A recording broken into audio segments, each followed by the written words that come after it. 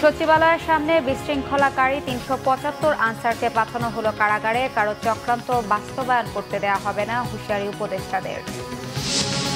আনসারদের গোলযোগ একটি অশনির সংকেত, বলেছেন মির্জা ফখরুল। নির্বাচন নিয়ে প্রধান উপদেষ্টাকে দ্রুত রাজনৈতিক দলগুলোর সাথে বসার তাগিদ।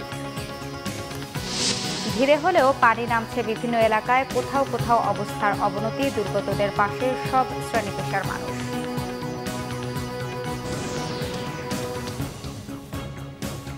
দেখছিলেন ক্রাউন সিমেন্ট সংবাদ শিরোনাম। এবারে বিস্তারিত। আন্দোলনের নামে সচিবালয়ে ভাঙচুর ও নাশকতার অভিযোগে গ্রেফতার ৩৭৫ আনসার সদস্যকে কারাগারে পাঠানো হয়েছে। বিকেলে ঢাকার মেট্রোপলিটন ম্যাজিস্ট্রেট মোহাম্মদ মোশাররফ হোসেনের আদালতে মামলার শুনানি হয়। শুনানি শেষে গ্রেফতার আনসার সদস্যদের কারাগারে পাঠানোর নির্দেশ দেয় আদালত। এর আগে রবিবার রাতে সচিবালয় এলাকায় ভাঙচুর ও সহিংসতার অভিযোগে রাজধানীর একাধিক থানায় আন্দোলনকারী আনসার সদস্যদের বিরুদ্ধে মামলা হয়।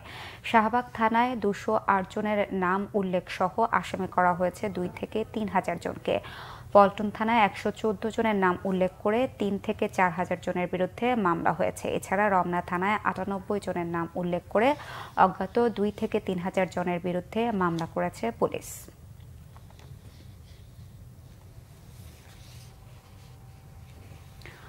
অন্তর্বর্তী সরকারের আইন উপদেষ্টা অধ্যাপক ডক্টর আসিফ নজরুল বলেছেন, রবিবার সচিবালয়ের সামনে আনসারের ছদ্মাবরণে যারা এসেছিল তাদের মূল উদ্দেশ্য ছিল বিশৃঙ্খলা সৃষ্টি করা। প্রচলিত আইনে তাদের বিরুদ্ধে ব্যবস্থা নেওয়া হবে। সমন্বয়ক হাসনাত আবদুল্লাহ সহ আহতদের দেখতে সোমবার সকালে ঢাকা মেডিকেল কলেজ হাসপাতালে যান অন্তর্বর্তী সরকারের ৩ উপদেষ্টা। এ সময় তাদের চিকিৎসার ব্যাপারে খোঁজ নেন, কথা বলেন ঢাকা মেডিকেলের চিকিৎসকদের সাথেও। পরে গণমাধ্যমকে আইন উপদেষ্টা জানান, পরিস্থিতি নিয়ন্ত্রণে ছাত্ররা এগিয়ে না গেলে সচিবালয়ের অবস্থা আরও ভয়াবহ হতে পারত। যোগাযোগ উপদেষ্টা ফাউজুল কবির খান বলেছেন, দাবি আদায়ের মৌসুম চলছে দেশে এখন। সবার দাবি নিয়ে রাস্তায় নেমে পড়েছে। ছাত্র জনতার রক্তের বিনিময়ে এই সরকার দায়িত্ব নিয়েছে, কারো পরিকল্পনা বাস্তবায়িত হবে না। আনসারের ছদ্মবেশে তারা জমায়েত হয়েছিল, দাবি আদায়ের উদ্দেশ্য ছিল না বলেও মন্তব্য করেন উপদেষ্টারা। আনসারের গোলযোগ অশনির সংকেত বলে মন্তব্য করেছেন বিএনপির মহাসচিব মির্জা ফখরুল ইসলাম আলমগীর। পরাজিত শক্তি দেশের বিজয়কে নস্যাৎ করতে চক্রান্ত করছে বলেও অভিযোগ করেন তিনি। জাতীয় পার্টির একাংশের চেয়ারম্যান কাজী জাফর আহমেদের নবম মৃত্যুবার্ষিকী উপলক্ষে স্মরণ সভায় এই অভিযোগ করেন বিএনপি মহাসচিব। মির্জা ফখরুল ইসলাম বলেন, অন্তর্বর্তীকালীন সরকারের রোডম্যাপ নিয়ে ধোঁয়াশা কাটেনি। জাতির উদ্দেশ্যে দেয়া ভাষণে প্রধান উপদেষ্টা বিষয়টি স্পষ্ট করেননি। বিএনপি মহাসচিব বলেন, দেশে বন্যা হতেই পারে, তবে যেভাবে বন্যার পানি এসেছে এটা ক্রিমিনাল অফেন্স। কোনো ঘোষণা ছাড়া ভারত বাঁধ খুলে দেয় এমনটা ঘটেছে। সচিবালয় ঘেরাও করে কোনো কিছু আদায়ের চেষ্টা না করার আহ্বান জানান মির্জা ফখরুল। মির্জা ফখরুল বলেন, আওয়ামী লীগ সরকারকে মদদ দিয়েছে, হত্যায় সহযোগিতা করেছে এমন অনেকেই এখনও প্রশাসনে রয়েছে। প্রশ্নবিদ্ধ মানুষদের প্রশাসন থেকে সরিয়ে দেওয়ার আহ্বান জানান তিনি।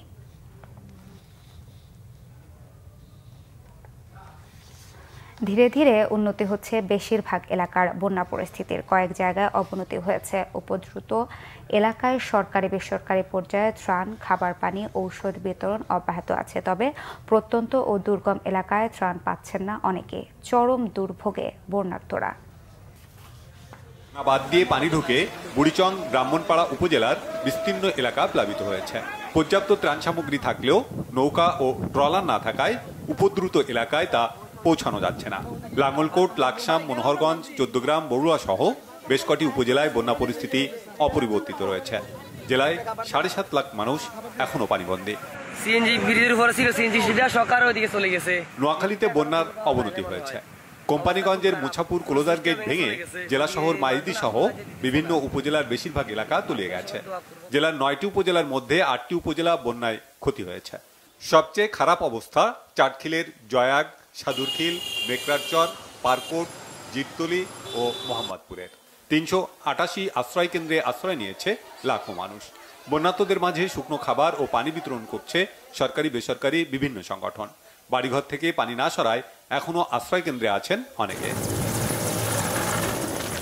এদিকে বিজিবির উদ্যোগে ফেনীর ছাগলনাইয়ায় ২৫০ পরিবারের মাঝে ত্রাণ বিতরণ করেছেন স্বরাষ্ট্র উপদেষ্টা লেফটেন্যান্ট জেনারেল মোহাম্মদ জাহাঙ্গীর আলম চৌধুরী। ছাগলনাইয়া সরকারি কলেজ মাঠে এ ত্রাণ বিতরণ করেন তিনি।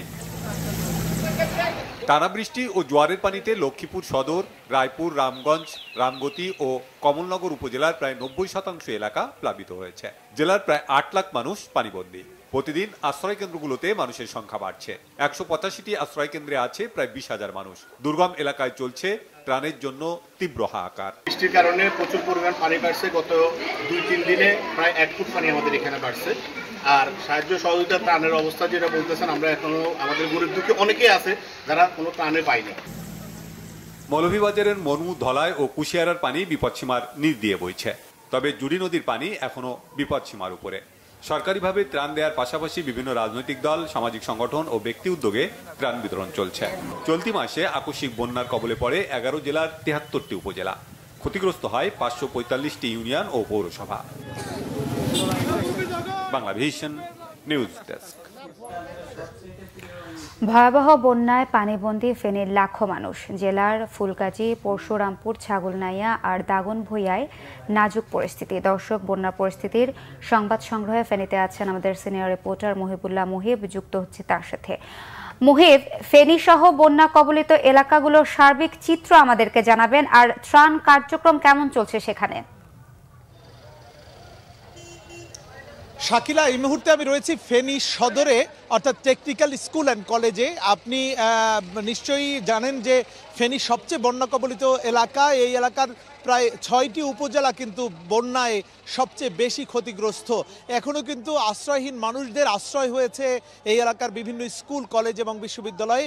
এই মুহূর্তে যেই স্কুলটিতে রয়েছি, সেই স্কুলের আমার ঠিক বাম দিকে ৭তলা একটি ভবন রয়েছে। আপনাকে একটু দেখাতে চাই যে এই ভবনে প্রায় কয়েক হাজার মানুষের আশ্রয় হয়েছে এবং সেই মানুষগুলো কিন্তু ঘরে কবে ফিরবেন বা ঘরের শেষ অবস্থা কি সেটি কিন্তু আসলে তারা জানেন না। কারণ বন্যায় সেই ভারত থেকে আসা যেই বন্যার পানি, সেই পানিতে কিন্তু তাদের সহায় সম্বল সব কিছু ভাসিয়ে নিয়ে গেছে। এইটির প্রতিটি ফ্লোরেই কিন্তু অসংখ্য মানুষ রয়েছে। এরা অনেকটা ঘিঞ্জি অবস্থায় তারা কিন্তু রাত্রি যাপন করছেন, সারাদিন থাকছেন এবং এখানে বিশেষ করে ত্রাণ সামগ্রী বিতরণ করছে সামরিক বাহিনীর সদস্যরা। বিশেষ করে নৌবাহিনীর পক্ষ থেকে এই সব মানুষের, বানভাসী মানুষের খাবারের ব্যবস্থা করা হচ্ছে। এবং শুধুমাত্র এই স্কুলটিই নয়, এই উপজেলার দুর্গত সবগুলো অঞ্চলে প্রত্যেকটি জায়গায় কিন্তু খাদ্য পাঠিয়ে দিচ্ছেন সেনা নৌবাহিনীর সদস্যরা। কোথাও কোথাও স্পিডবোট দিয়ে, কখনো কখনো ট্রাক নিয়ে যতদূর পর্যায়ে যায় সেই পর্যন্ত ট্রাক নিয়ে তারা কিন্তু এই খাদ্যপণ্য পৌঁছে দিচ্ছেন। তো সব মিলিয়ে এই বন্যা পরিস্থিতি স্বাভাবিক হতে কতদিন লাগবে সেটি কিন্তু আসলে এখনই বলা যাচ্ছে না। কতদিন এভাবে আশ্রয় কেন্দ্রে এই মানুষ থাকবে সেটিও কিন্তু বলা যাচ্ছে না। তো আমরা রয়েছি ফেনীর বন্যা কবলিত এলাকায়। পরবর্তীতে আবারও নতুন কোনো তথ্য আপনাকে জানিয়ে দেব। শাকিলা। মুহিব, আপনাকে ধন্যবাদ। দর্শক, ফেনী থেকে বন্যা পরিস্থিতির সর্বশেষ খবর জানাচ্ছিলেন সহকর্মী মুহিবুল্লাহ মুহিব। চলমান বন্যায় ১১ জেলায় এখন পর্যন্ত ২৩ জনের মৃত্যু হয়েছে। সংবাদ সম্মেলনে দুর্যোগ ব্যবস্থাপনা ও ত্রাণ মন্ত্রণালয়ের সচিব মোহাম্মদ কামরুল হাসান এই তথ্য জানান। ত্রাণ সচিব বলেন, বন্যায় ১১ জেলায় মোট ক্ষতিগ্রস্ত লোক সংখ্যা ৫৭,০১,২০৪ জন। পানিবন্দী পরিবার ১২,৩৮,০৪৮টি। ৭৪টি উপজেলা বন্যা প্লাবিত। জানান, এ পর্যন্ত ৩,৮৩৪টি আশ্রয় কেন্দ্র খোলা হয়েছে। এসব আশ্রয় কেন্দ্রে ৪,৬৯,৫২৩ জন আশ্রয় নিয়েছেন। গত ২ দিনে নতুন করে আর কোনো ত্রাণ বরাদ্দ দেওয়া হয়নি। আগের বরাদ্দ করা ত্রাণ সুষ্ঠুভাবে বন্টন করা হচ্ছে দাবি তার। কামরুল হাসান আরও জানান, ১১ জেলায় ক্ষতিগ্রস্তদের চিকিৎসা সেবা দিতে মোট ৬৪৫টি মেডিকেল টিম চালু রয়েছে। বন্যার পানি নেমে যাওয়ার সঙ্গে সঙ্গে পানিবাহিত রোগের প্রাদুর্ভাব দেখা দিতে পারে, তাই সংশ্লিষ্ট সবাইকে সচেতন ও প্রয়োজনীয় পদক্ষেপ নেওয়ার আহ্বান জানান দুর্যোগ ব্যবস্থাপনা ও ত্রাণ সচিব।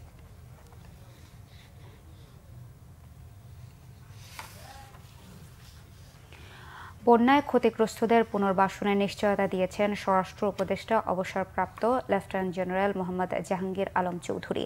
কুমিল্লার বুড়িচং সোনার বাংলা কলেজে বিজিবির উদ্যোগে ত্রাণ বিতরণ ও বিজিবির মেডিকেল ক্যাম্প পরিদর্শন শেষে সাংবাদিকদের তিনি এ নিশ্চয়তা দেন। দেশের বিভিন্ন জায়গায় সোমবারও বন্যার্তদের মাঝে ত্রাণ বিতরণ করেছেন বিভিন্ন রাজনৈতিক দল ও সংগঠন। প্রতিনিধিদের পাঠানো তথ্য ছবিতে ডেস্ক রিপোর্ট। কুমিল্লার বুড়িচং সোনার বাংলা কলেজে বিজিবির উদ্যোগে ত্রাণ বিতরণ ও মেডিকেল ক্যাম্প পরিদর্শন করেন স্বরাষ্ট্র উপদেষ্টা অবসরপ্রাপ্ত লেফটেন্যান্ট জেনারেল মোহাম্মদ জাহাঙ্গীর আলম চৌধুরী। এ সময় তিনি বলেন, বন্যাসহ যে কোনো প্রাকৃতিক দুর্যোগে বাঙালির সহযোগিতায় ঝাঁপিয়ে পড়েন।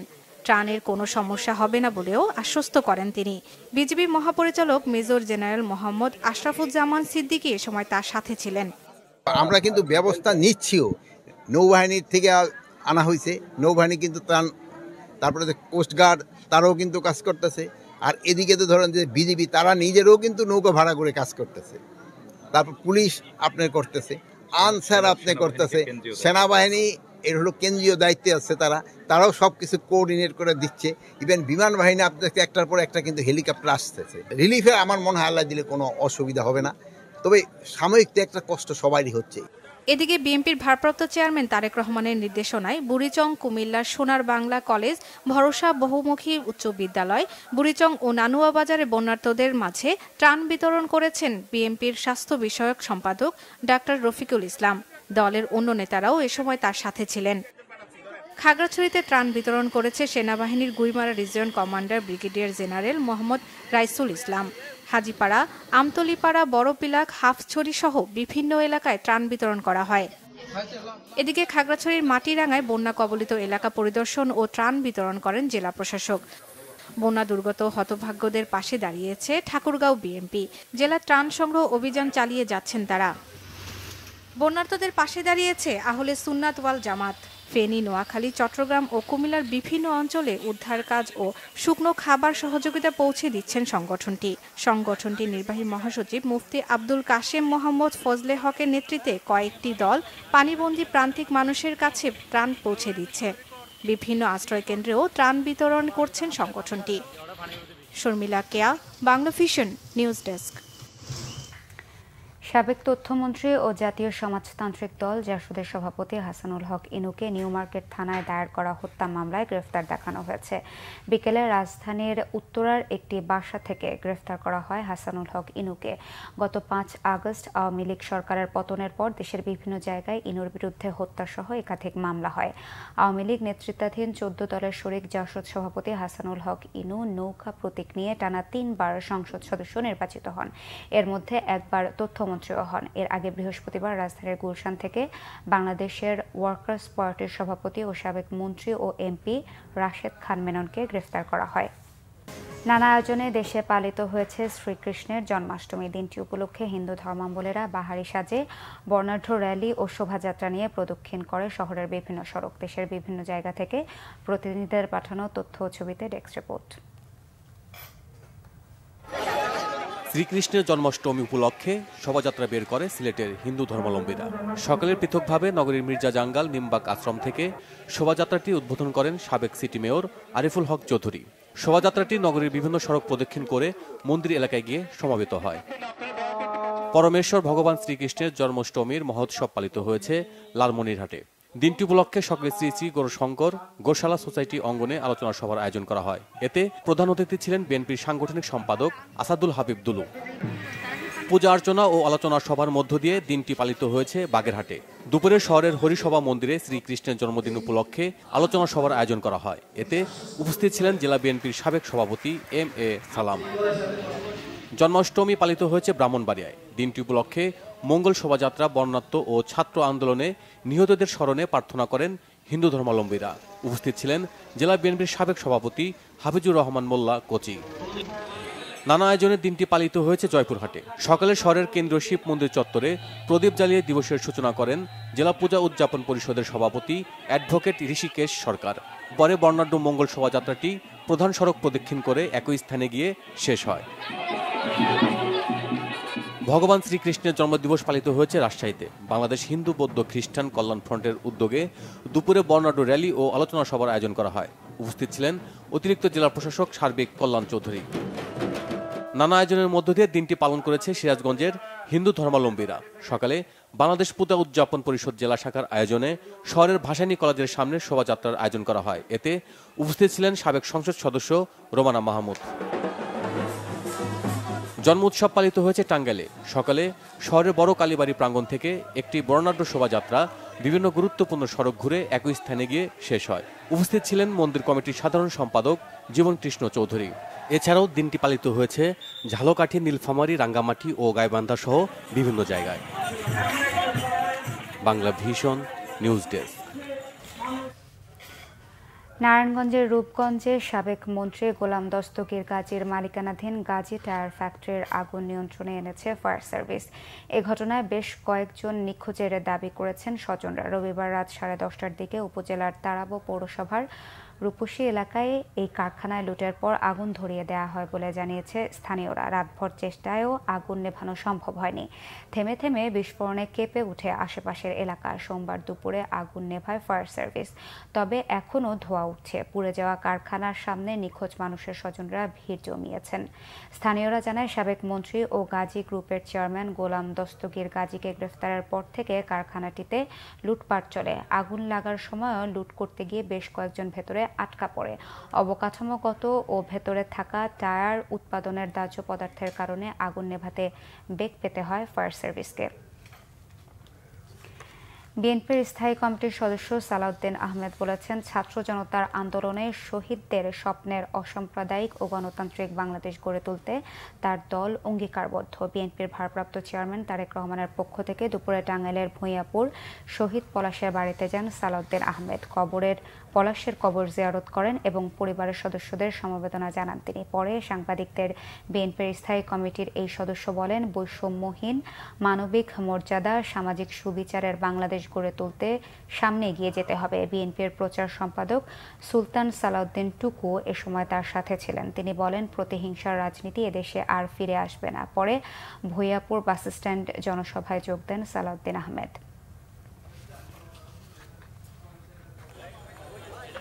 সংবিধানের এবং রাষ্ট্র কাঠামোর গণতান্ত্রিক সংস্কারের মধ্য দিয়ে এমন একটি রাষ্ট্র বিনির্মাণ করব, যেই রাষ্ট্রে কোনোদিন আর ফেসিবাদের উৎপত্তি হবে না, স্বৈরাচারের কোনোদিন জন্ম হতে পারবে না।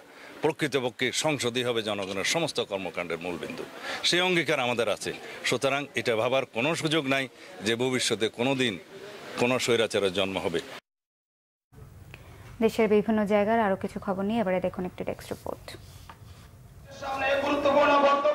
জামাতে ইসলামের সেক্রেটারি জেনারেল মিয়া গোলাম পারোয়ার বলেছেন, জামাতকে নিষিদ্ধ করে শেখ হাসিনা নিজেই নিষিদ্ধ হয়ে গেছেন। বরিশালের বাকেরগঞ্জ উপজেলা বৈষম্য বিরোধী ছাত্র আন্দোলনে নিহতদের স্বজনদের মাঝে আর্থিক অনুদান বিতরণ অনুষ্ঠানে তিনি একথা বলেন।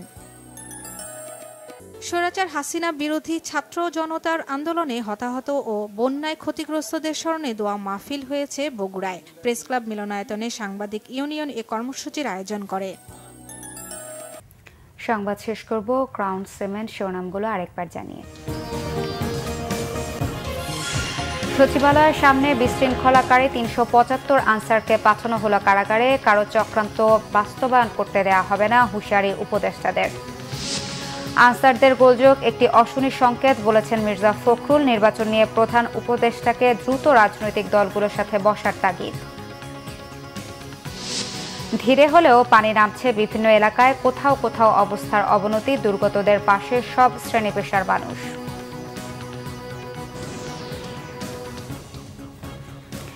এই ছিল এখনকার মতো। পরের সংবাদ সন্ধ্যা 7:30টায় দেখার আমন্ত্রণ রইল। এছাড়া বাংলা ভিশন সংবাদ ও সংবাদ সংশ্লিষ্ট অনুষ্ঠান দেখতে ভিজিট করুন www.bbnews24.com ও facebook.com/banglavisionnews এবং সাবস্ক্রাইব করুন youtube.com/banglavisionnews।